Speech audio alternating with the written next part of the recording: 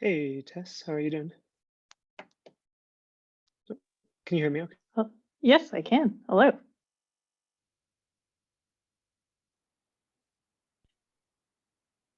Hey. And you can hear me, no problem? Let me make you, before I forget, let me make you a co-host. That'd be great.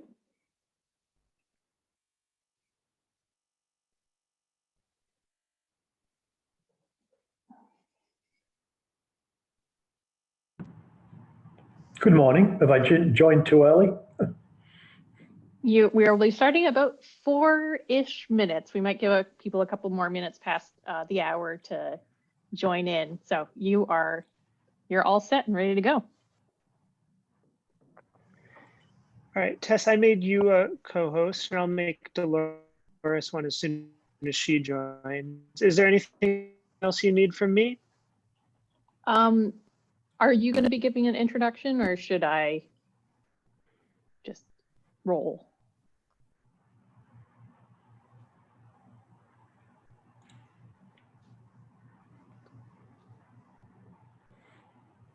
Oops, sorry. I think maybe my internet is going a little bit slow. No worries. I was just curious if you're going to be giving an introduction. Oh, sure. I can, assuming my internet doesn't continue to go really slow. I think it's doing okay. I think it was just a weird little hiccup. But yeah, I'm happy to do an introduction. Sure.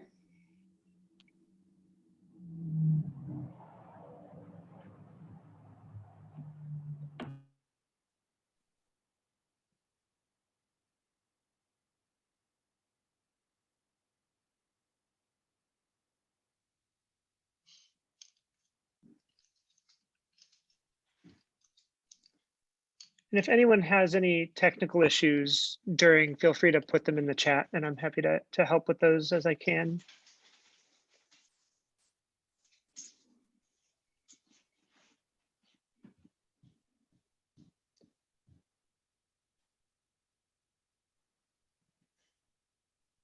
And I've turned on live transcript if that's helpful for anyone. It should be, there's a button in the bottom that you should be able to turn that on.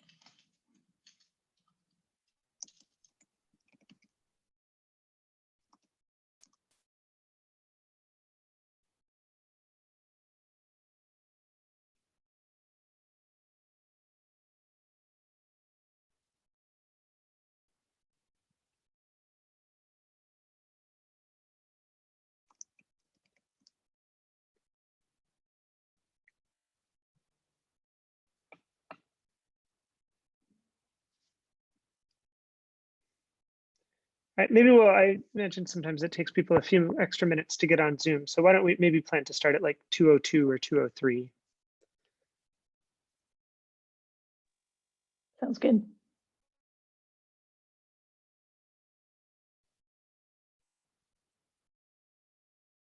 you see Tess as Dolores?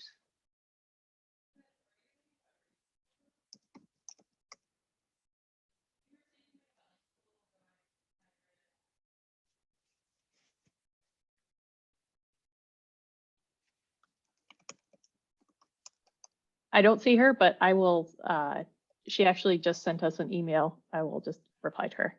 Okay.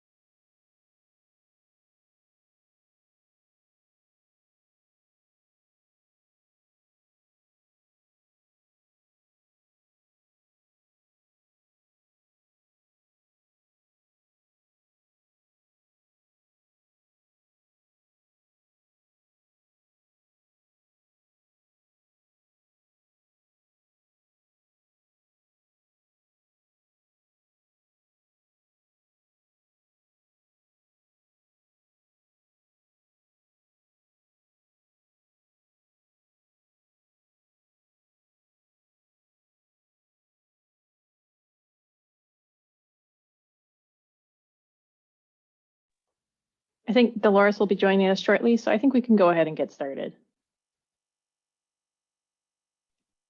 Right, sounds good. So thank you all for joining us for our first Viz and Tell.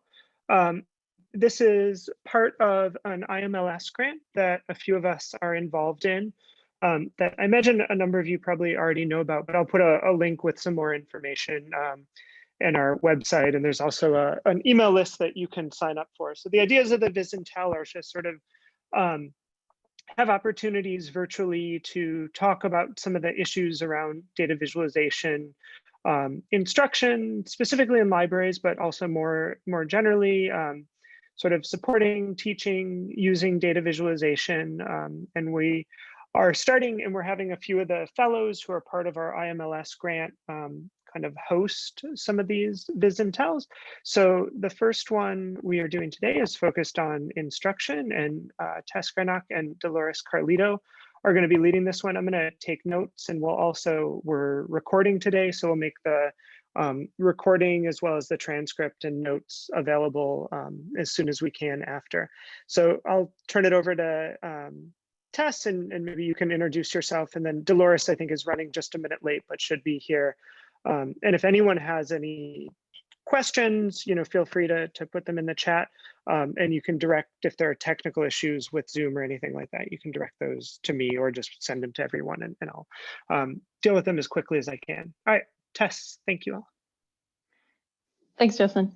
My name is Tess Greenock. I am the one of the research data and scholarly communications librarians at University of Massachusetts Medical School in Worcester, Massachusetts. And I see that Dolores has joined us now. I don't know if you want to unmute yourself and introduce yourself. Sure. My name is Dolores Carlito, and I am the Information Literacy Coordinator and Head of the Department of Reference at UAB, Birmingham, University of Alabama, Birmingham, Mervyn H. Stern Library. Great. Justin gave a little bit of background for Viz and Tell. I just wanted to go over a couple of general housekeeping rules. So since we are on Zoom, I just would ask that if you are not speaking to have yourself muted. I'm just going to make it easier for our Zoom call today. And happy to take any questions. If you can't unmute yourself at the time, feel free to type your responses in the chat, and we will read them aloud so that everybody can hear them. And feel free to unmute yourself at any point. So I just wanted to start off our discussion today with what people are data visualization classes people are teaching or have taught in the past. So I'm going to start just by saying, so I've taught data visualization classes for a variety of different groups, primarily administrative as well as other librarians. So I've taught a couple of sessions of data visualization for a Research Data Management 102 class for the National Network of Libraries of Medicine. And that was online, so it was very interesting, and we can get a little bit more into that later. But I'd be interested to hear what other classes people are teaching. I see in the chat that Jennifer is saying that they're a business librarian and not teaching data viz right now, and that is just fine. Part of our session today is about learning about teaching data viz and what other people are doing. And yeah, when you unmute yourself, please feel free to just give us a little bit of background of where you're coming from today. And Todd saying in the chat, not teaching data viz, but shows Social Explorer policy map often at University of New Mexico. All right. Hi, can you hear me? Yes. Okay, thank you. My name is Susan Montgomery. I'm a librarian at Rollins College in Winter Park, Florida, which is a small private school surrounded by Orlando. I'm a research and instruction librarian, but I have a strong interest in data visualization. So actually next week, I start my first data visualization class with, it's a gen ed kind of 1 credit pass-fail class. It's going to be bimodal, so I'll have students face-to-face, and then I'll have students joining virtually. So just to make things a little bit interesting for the first time teaching a new subject matter. But I'm interested in learning everyone else's experience too.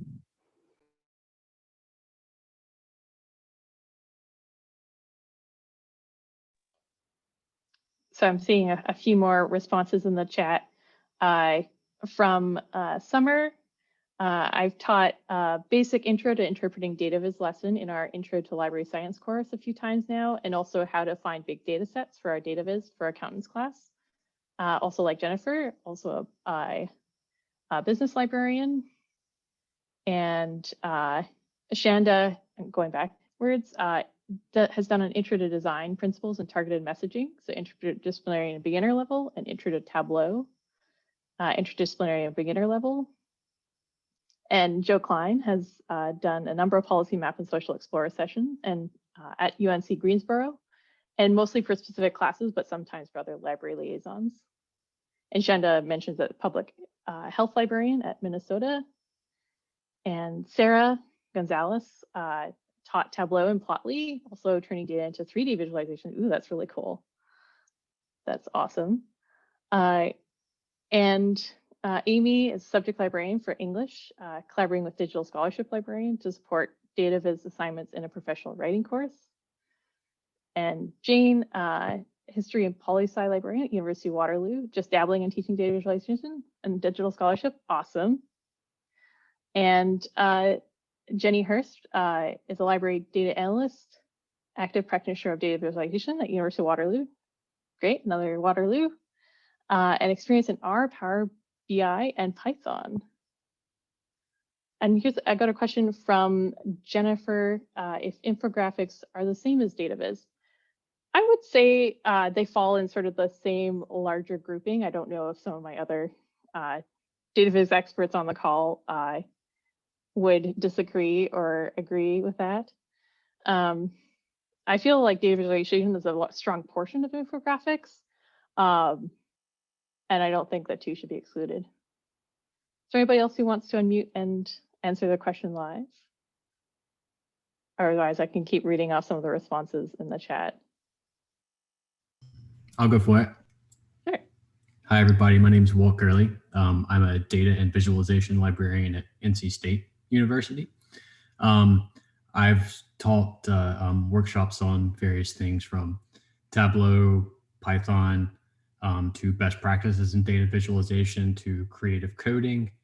And a brand new thing I'm actually doing in 2 days is doing a data sonification workshop with Python. So kind of doing some fringe isn't the right word, but necessarily like more niche topics around visualization and communication of data. Do you mind giving us a little bit of what is data sonification? Yeah, so sonification is kind of the audio property of communicating data. So when visualizing, you're using graphical encodings to represent data. In this case, we're using sound. So this is my first time teaching this, so it's kind of a test to see how it really goes. Very cool. Very cool. It would be interested to hear, yeah, how it goes. And I'm seeing other responses, people, Wendy coming today from Digital Scholarship Center at George Mason University. And Wendy said that answer data viz questions and recommend tools based on what people are doing, and taught a few workshops for undergrad instructor to help students interpret data viz. And I'm a spy from the public library side. I guess everyone else is an academic or in an academic library. I'd really like some of these ideas to leak across into the public library sphere. We love our public library colleagues. We have actually one in our data visualization fellows as well. So we really, we'd really love to see that cross collaboration for sure. So I'm seeing a lot of responses in the chat, and I would encourage people to go and check it out. Just to sort of move the conversation along, I was curious. We do have a question in the chat from Jennifer. As a subject librarian who knows about data and encourage it and have 10 years left in their career, do you have to learn how to code or visualization tools? So I will give my opinion. I'll pass over the mic. In my opinion, there's different levels that you can have when teaching data visualization, or if it's something that you're wanting to get into. I don't think you don't need to be a super coder to be able to be good at data visualization. There's many different tools that you could specialize in, and even just learning the basics and then being able to pass those on to your patron population, whether that's in a public library setting or academic library setting, is always, people have always been grateful for that, in my experience. I don't know if others have thoughts on that.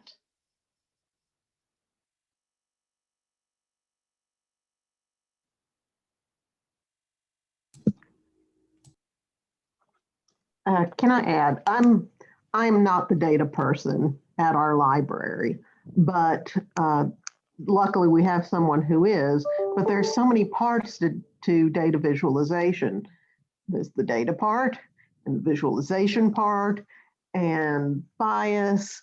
And so just because you're not just because you don't know how to code doesn't mean that you can't create a visualization. You would just work with someone. And Eliza added this great comment in the chat as well about teaching students how to interpret and evaluate and design visualizations is just as important as learning a particular tool or coding. I'd like to support what Dolores just said. I am not at all a data person. I'm not even a math person. So I just think it's kind of cool to explore all these different ways of creating visualization. So I think you can take it from different levels, and I personally take it from the most basic level and then just try to educate myself in ways that I think might benefit our students and me personally. So I've kind of just enjoyed exploring and learning new things as part of this process. Just to jump on this bandwagon, hi, I'm Emma Slayton from Carnegie Mellon University, where I work as the data curation, visualization, and GIS specialist, which means I do a lot of fun mapping and data visualizations. But I think a lot of times what I notice with my student as well, because I work at a very heavily data focused institution, particularly with a lot of people who are obsessed with coding, because we have a strong computer science department. But what you find in those groups of students is that while they have the coding skills and perhaps the skills to kind of interact with data, their understanding of data literacy and spatial literacy, but also visualization literacy. So how to best make a graph, what does a graph actually tell you? How do you communicate that data to an audience is actually somewhat stunted, because they've spent so much time learning the process to code a visualization that they actually haven't taken time to learn the basics about how to best craft a visualization. So a lot of the times I think as librarians, the best thing that we can do is to support visualization literacy skills, because that is where we can shine as an institution.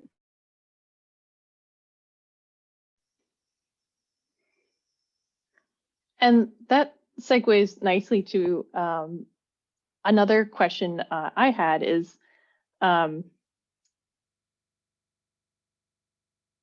how are there other places on campus that provide data visualization classes, and how can the library, what is our niche as a library? Or what I find at my own campus is that there there's no classes specifically on data visualization. So the niche for the library is wide open. But I'd be interested to hear how other institutions have approached this and what they think that the library can add. Here at the University of New Mexico, we have in the library, our research data services does the data carpentries, and some aspect of that is visualizations. But I think it's sort of like as more of a connector in the library. If we're not teaching the classes per se, it's making the connections to various departments, because we are all, the library is sort of the center. Well, I wouldn't say center, but whatever. We're in the mix of a lot of places at the same time. So we hear bits here and there, and we can connect people, whether we can't do it, to other people who can, other than just as I think Emma was saying about learning the basics of what is a good data visualization.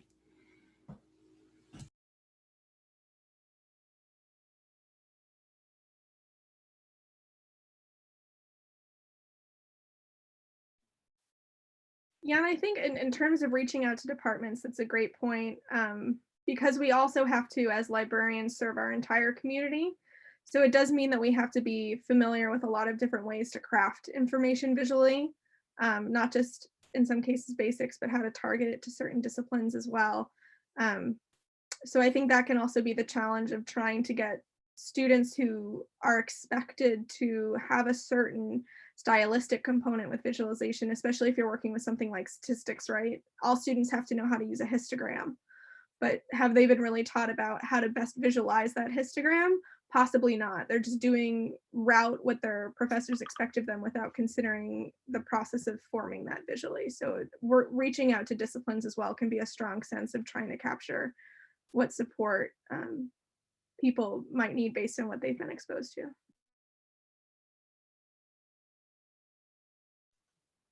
I'm seeing another role in the chat of the library being a place for subscription to resources, such as Linda and Safari and ERSI. And I think that's an important role, as well as like a subscriber to data resources as well, and GIS.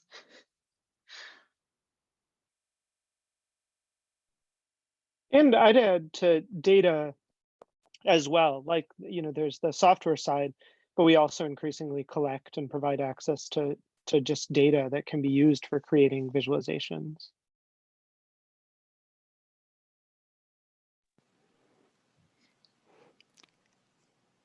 I also think that as a library, we're information specialists, so we try to connect people with different information. So, so many times when I teach research sessions, I see students, they just take the first 3 results in the database and they don't really think about it. It's kind of like the same thing when students try to create charts in Excel. They just take whatever Excel tells them to do with that chart, rather than trying to think about it strategically or what message it is they're trying to present via the chart. So that same kind of, not just accepting it, but really kind of making it work in the best interest of what this information is telling you, or what you want to project with the information.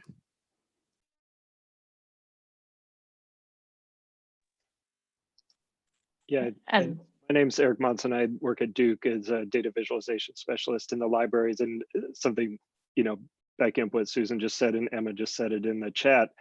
One of the things I've been surprised about doing this for 5 years now is the amount of time I end up spending on trying to help people tell better stories. And, so there's the technical aspects of how do you operate the software, or, the design aspects of how do you communicate clearly, or, clean up this plot.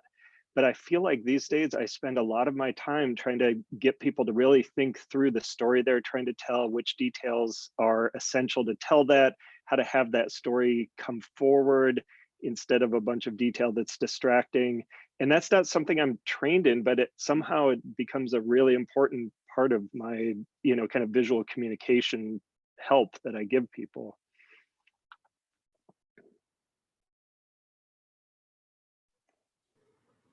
Yeah, I'm seeing a lot of agreement in the chat about the importance of our role as helping people tell better stories.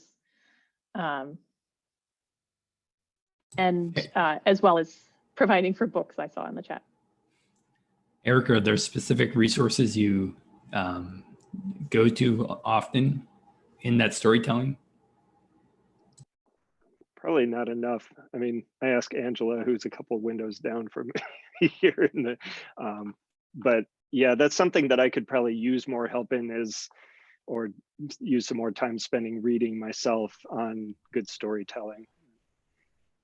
Yeah, I'm curious about this issue of storytelling in workshops, because so often that would come up in face-to-face consultations or one-on-ones, but trying to teach a workshop around storytelling when you're trying to teach general principles rather than your specific graph doesn't have a clear enough message. That's where I always struggled. So I'd be curious about some of the examples about workshops of storytelling that are coming up in the chat.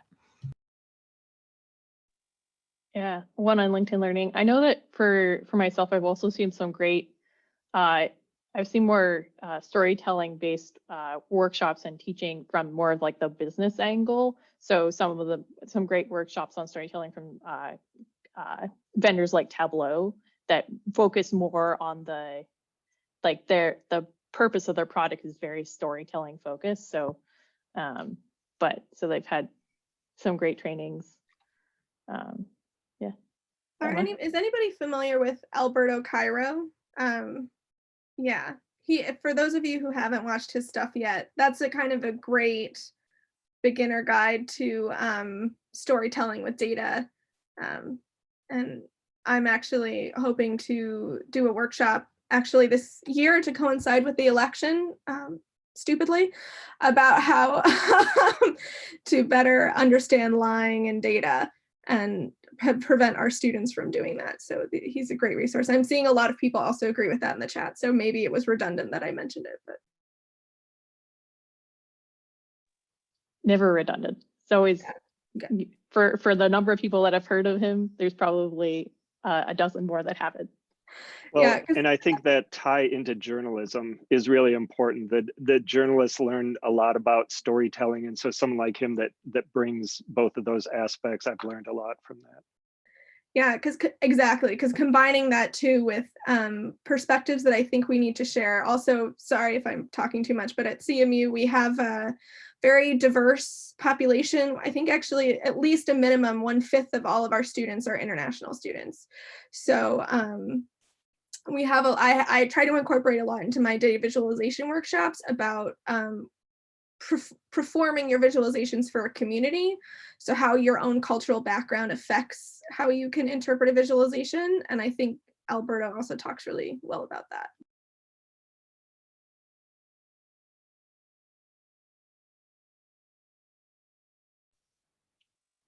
Yeah, I'm seeing lots of great resources coming up in the chat here, and we'll be sure to add those to our notes so that we can send it out to everybody once the session's over too, if you're not able to capture everything right now. So are there any, I guess that's another great question, is what are the inspirations for your data teaching? I'd be curious to hear what other inspirations people have had in their teaching as well.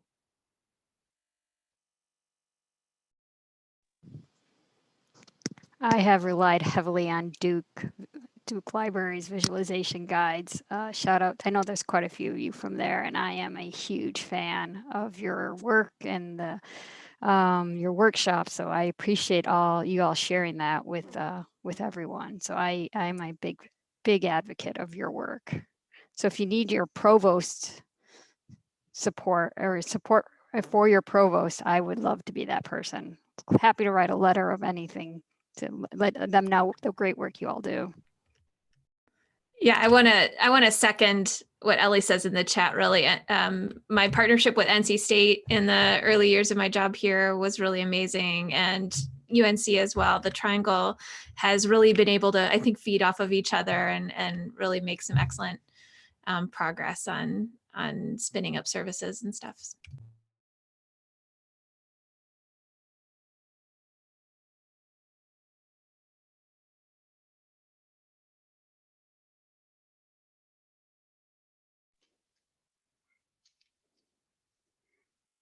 Yeah, well, I was seeing a shout out to NYU and Georgia Tech in the chat as well. So yeah, check them out. Check them out. So I'm really lucky. I get to teach a university foundations course that's themed, and the theme is data stories. So the professor that developed it, so these themed university foundation courses are like proposed and accepted by the program. And he was actually a math professor, and he's now on sabbatical. So I got to take over, and it's so much fun to see these kids. And he gave me all his slides and everything too, and all his, so I just crib off his, I change a few things here and there. He had more of a statistics approach, he had a more statistics background than I do. But I got them to make pivot tables through just an activity the other day. I didn't have to tell them. I just gave them his activity, and I didn't know if it would work, and it worked.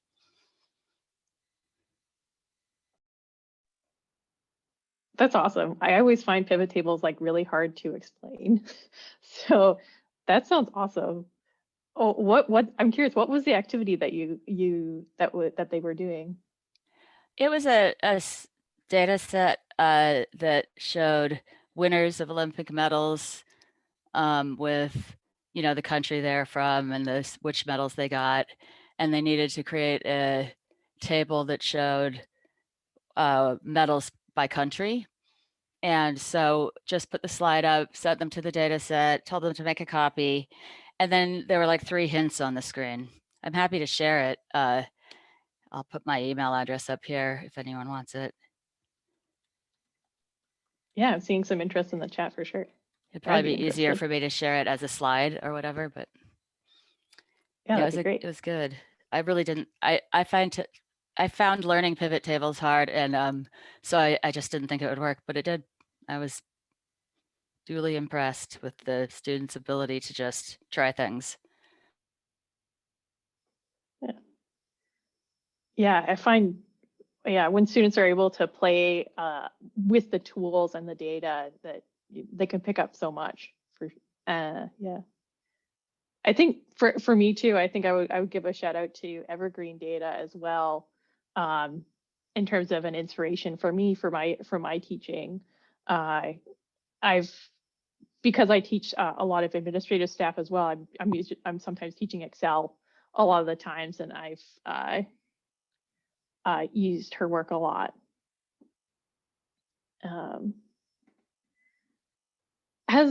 So since we're specifically talking today about data visualization in libraries, and I'm sort of curious if people have had any pushback from like other departments on campus or other people that you've talked to that are surprised that, or even library colleagues that are surprised that we've had data visualization in the libraries, and how you've talked about that.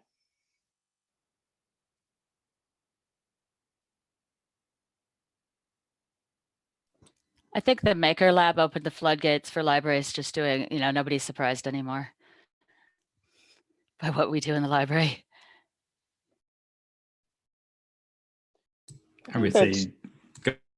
Go ahead, please.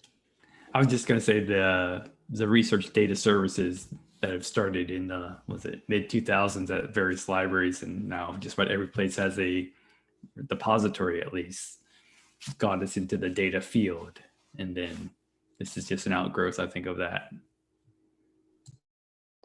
Yeah, I would agree with both of those, but I think one of the things that I saw sort of, especially in the early days of doing data visualization work, is that both kind of maker spaces and research data services and repositories like really made administrators excited about investing in infrastructure. And so trying to kind of like augment that conversation with thinking about investing in literacy and education and people has been a little bit of a challenge, but I think you're both right that those really kind of open the doors. But there has been some need to sort of push it a little ways away from infrastructure, or at least to add things to the infrastructure conversation.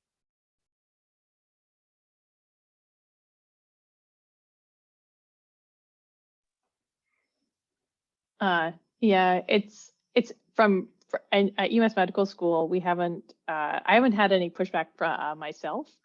But our service is still, I think, in the early stages as well. We haven't had a lot of uptake in it yet. So it'll be interesting to see how things change going forward.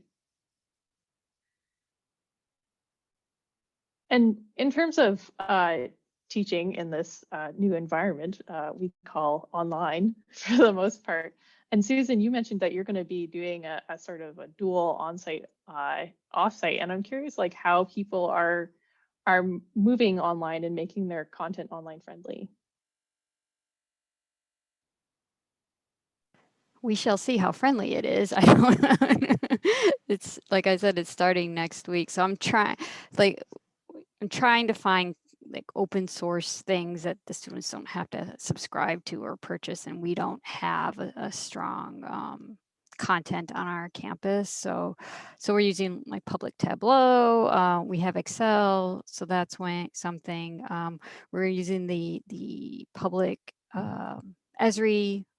So I'm just trying to use things that they can access individually on their own. I mean, simply just by creating an account. So nothing that they would have to pay for, because it is just a one credit, no credit class. So I can't have a textbook. I don't want to have a textbook. I don't want to have a lot of expectation in terms of them investing monetarily into a class. That's more, I am doing it kind of like a workshop. We'll do content and then hands-on, breaking it up that way.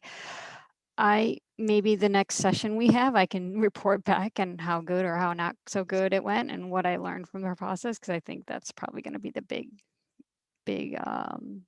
curve involved. Yeah, it'd be great to hear. I think for myself, it's for most of my data visualization classes, they've just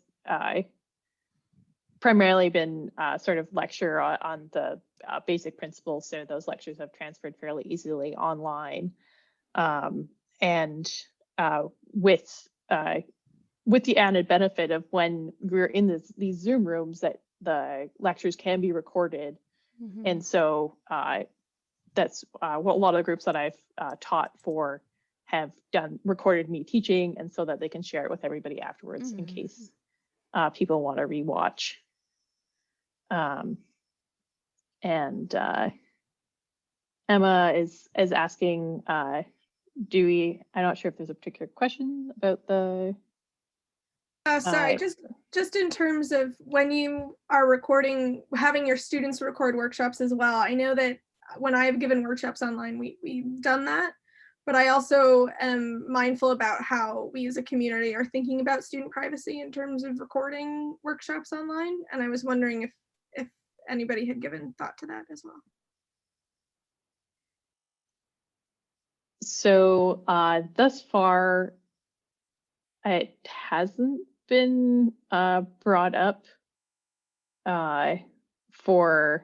in our community yet, although I have been in other conferences and settings online where there is a strong emphasis placed on privacy of attendees. Yeah, I was alerted to that through a colleague this past semester, or last semester, I should say, because she had a DACA student in the United, and so that was a concern because any kind of recordings or any kind of record like that could be used against the student in a certain way in any kind of court or kind of petition or anything like that. So she was very deliberate, and she didn't record for the privacy of that particular student. And so she kind of made it her practice not to record her sessions, just because she didn't know the status of all her students. In this case, the student came forward and asked, expressed that concern. So that is something I guess some institutions might have to think about.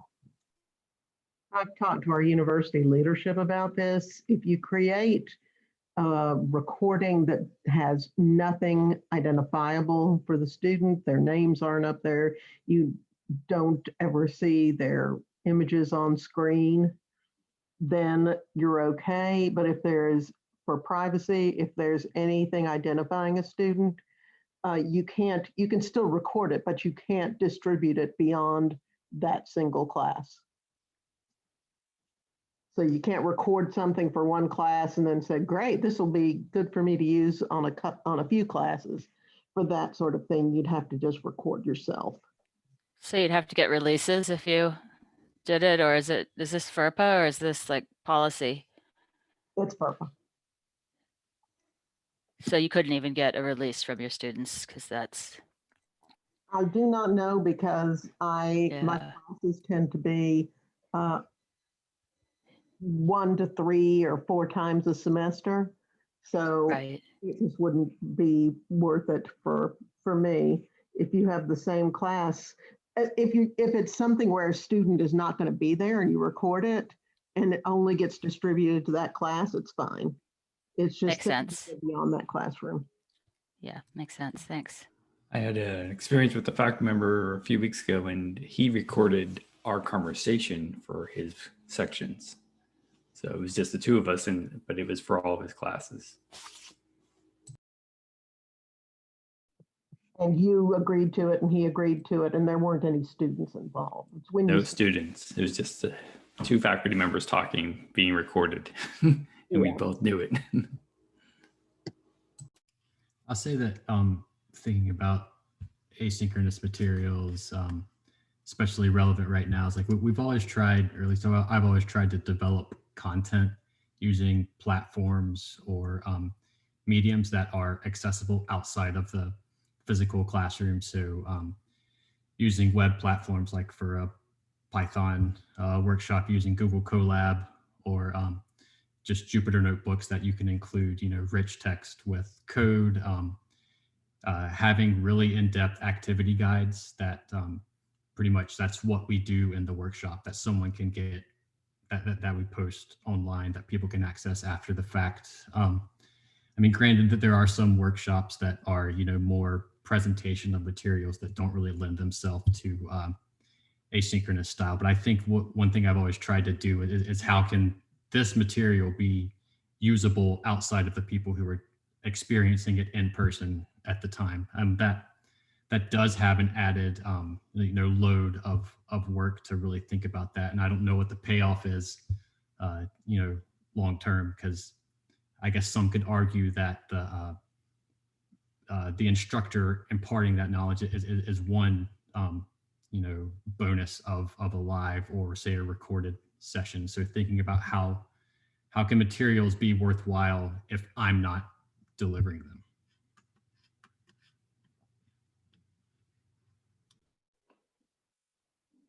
Yeah, I've definitely speaking from like an own maybe fear, but like I wonder, like if we change all our sessions to like these asynchronous forms, does that mean that we won't have any more synchronous classes? I sometimes worry that like I'm putting myself out of a job when I make all my materials asynchronous, and like you could just do it yourself.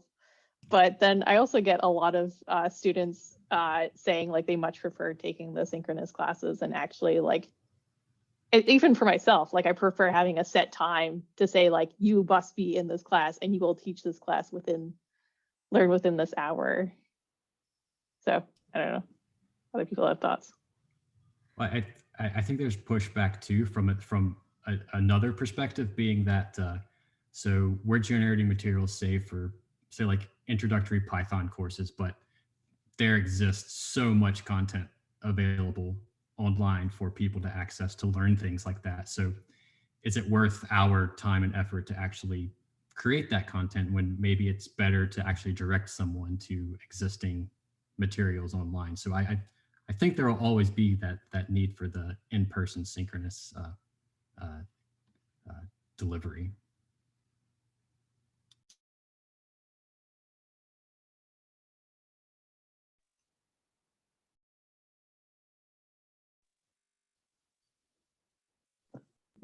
What we found is that the in-person synchronous class does not necessarily mean a classroom and a teacher.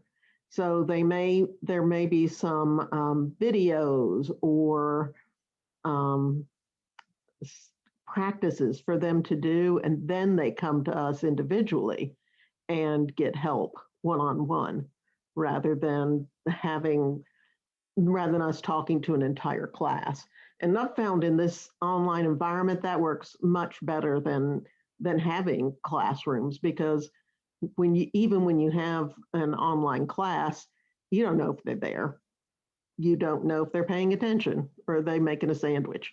So if you have them come see you individually instead, then you know that they've gotten the material you wanted them to get.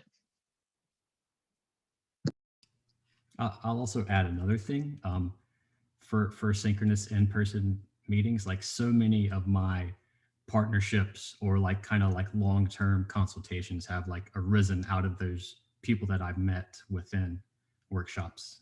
So I think there's something really rich to that aspect that you don't get with asynchronous, or that hasn't happened to me via a Zoom meeting yet. Yeah, I mean, I think it lowers the barrier for people to contact you if they've actually met you in person and gotten to talk with you. So I think that does help.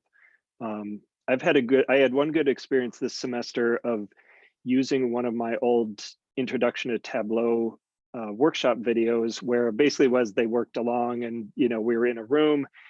But what I did is I had the participants watch that video ahead of time, or if they knew Tableau fine, they could do that.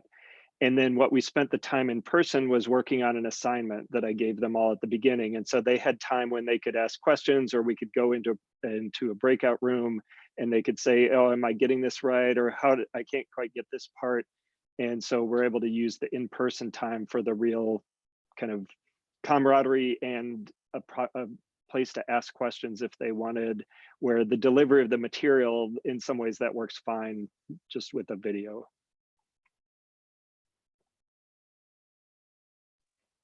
Have people been, I'm curious for the flipped classroom model, have people been successful in having students complete the pre-class work? That's always my fear with the flipped class model.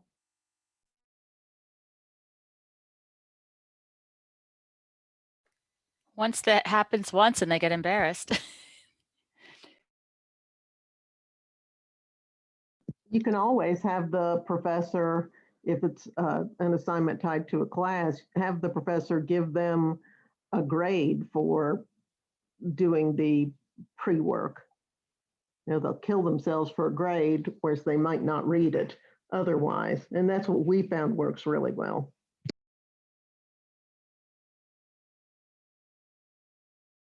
Also, a lot of our tutorials like that are embedded in Canvas.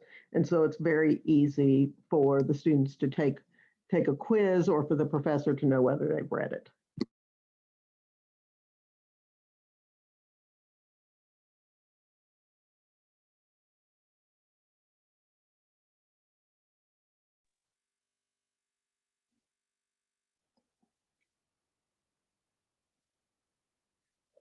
So we've seen a lot of different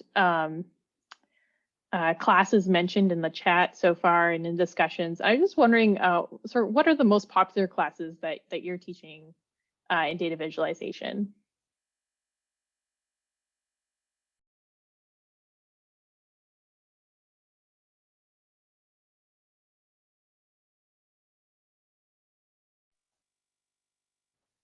I think for me, it's mostly been sort of data visualization basics, and in terms of tools, primarily Excel. But that's been my demographic so far. I'm trying to move into more R classes, but that's probably been my most popular one. But I only got into very basics of data visualization.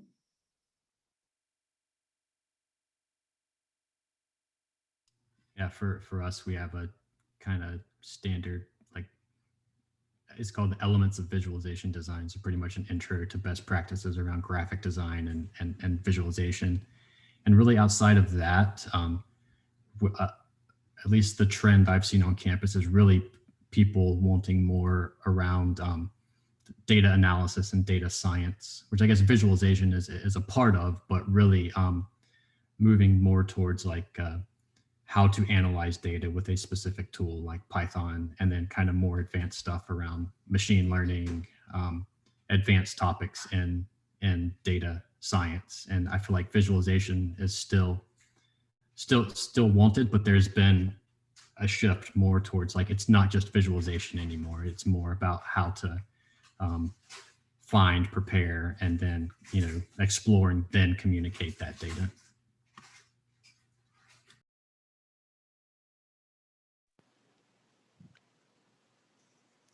What I've noticed a lot with some faculty is like it's expanding the interest. So R is heavily used in our biology classes, and they have a class on R where they use it exclusively, and they're taught all the beginning and the whole kind of lab is dedicated to it. Now I'm noticing like political science now are starting to ask for those kinds of sessions as well. And I don't know R, but I am the political science librarian, so I'm trying to actually just get a little bit of a knowledge base so I can help not just that professor, but when that professor is ready to use it with their students, to be able to support their students. So I'm noticing like these tools are starting to kind of spread across disciplines more. And I think that that's going to be an interesting experience.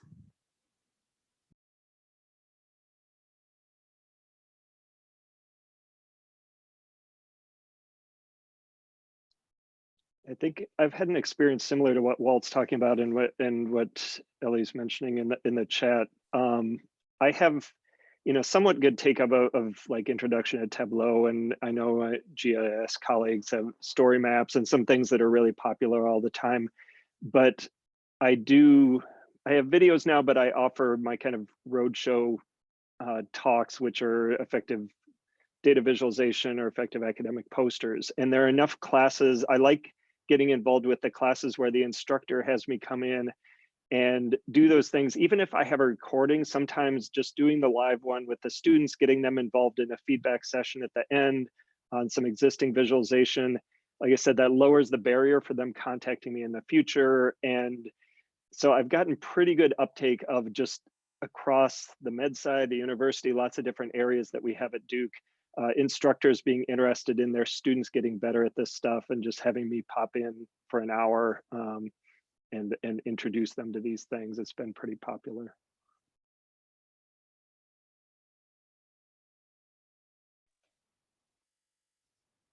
A question from Jennifer in the chat about how we managed to keep up with all the webinars, articles, and books and events on data visualization.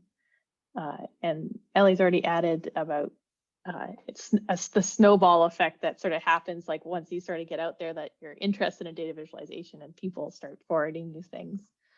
I know for myself, following blogs is another and has been another great way to stay in touch of other people, other ideas.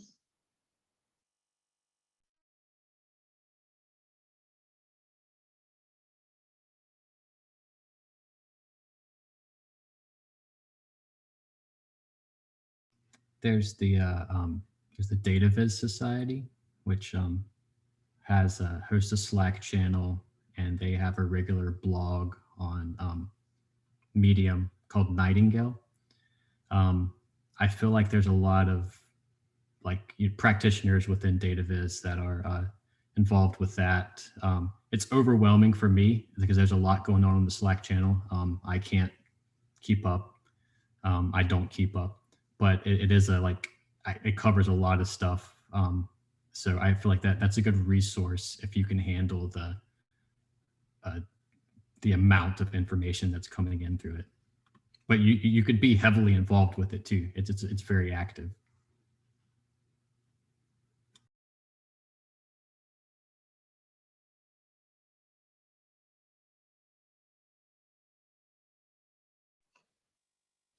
So we're winding down and sort of like the last 4-ish minutes of our Viz and Tell today, our conversation. So I just wanted to sort of spend the last few minutes on either talking about like if there's any discussions that you would like to have in future Viz and Tells.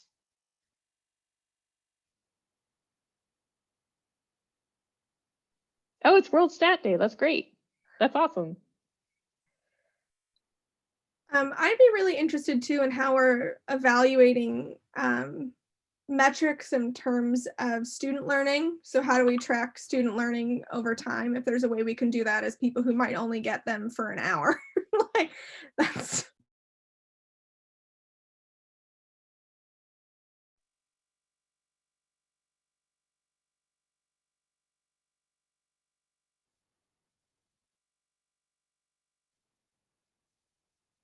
Any other?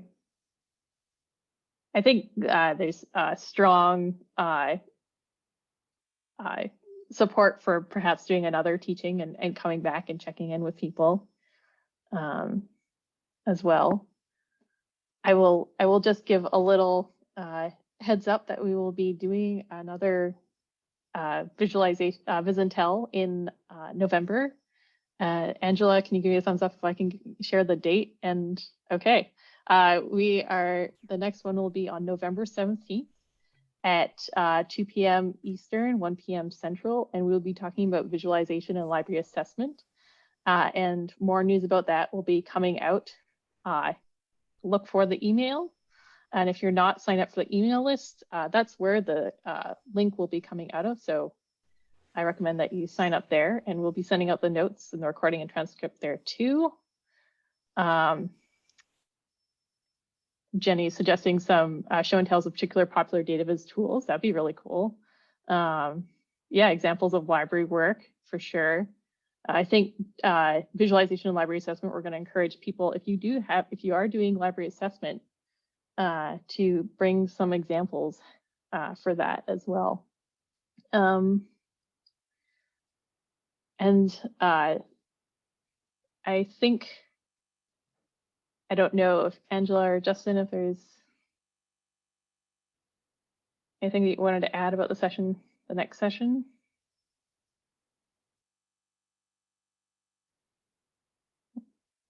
I can't hear you, Angela. Thanks, sorry. Yeah, the next session, we are gonna take a pretty broad perspective. I heard plenty of people whose jobs here maybe cross between between a public service orientation to data viz and more of an internal assessment, data management perspective on data viz. So we'll try to move kind of inside the library for the next session and talk about how our administrators think of data viz and dashboards, what kinds of internal instruction we tend to share, not to put Tess on the spot again, but anybody doing that kind of work and wanting to share techniques or concerns in that area, we'll do something very similar to this. To answer Emma's question, we don't currently have a Slack, but maybe that's something that we'll look for in the future. Are there any other questions from the audience?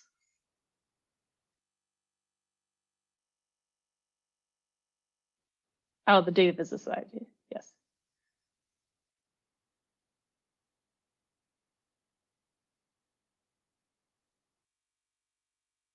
All right, well, thank you so much for joining us for the discussion today. I think I'm gonna call that a wrap.